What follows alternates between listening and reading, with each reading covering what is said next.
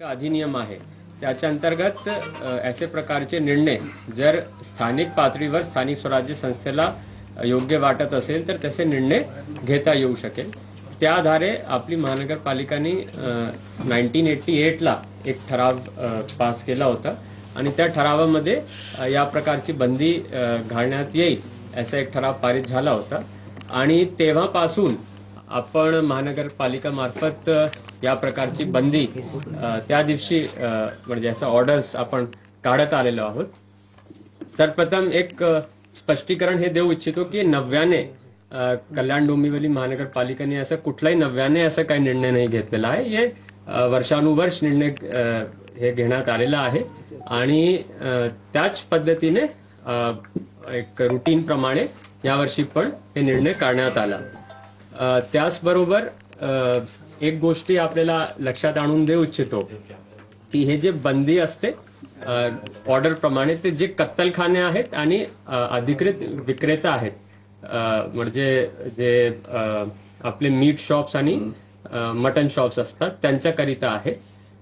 कन्झम्पशनवर याच्यामध्ये कुठलीही प्रकारची बंदी राहत नाही.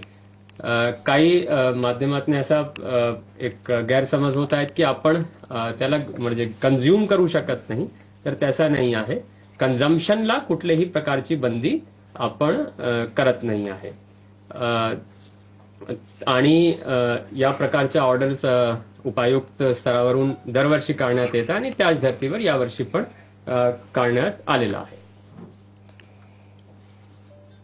बंदी कायम राहणार आहे याबद्दल काही असतील तर सगळ्यांनी विचारा. आम्ही कलेक्टिव्हली सर बंदी कायम राहणार आहे. बंदी कायम राहणार आहे का अजून बाकी काही क्वेश्चन अजून नाही ह्याचं तसं बंदी कायम राहणार तेवढं तर सांगा. घटनेला ज्या प्रकारे आता राजकीय वळण लागलेलं आहे त्याच्यानंतर पालिकेची भूमिका काय असणार? तो जसं मी सांगितलं की आपलं जे महानगरपालिका अधिनियम आणि शासन निर्णयाप्रमाणे स्थानिक पातळीवर निर्णय घेता येऊ शकेल त्या आधारे आपण हे निर्णय घेत आलो आता म्हणजे खूप वर्षापासून.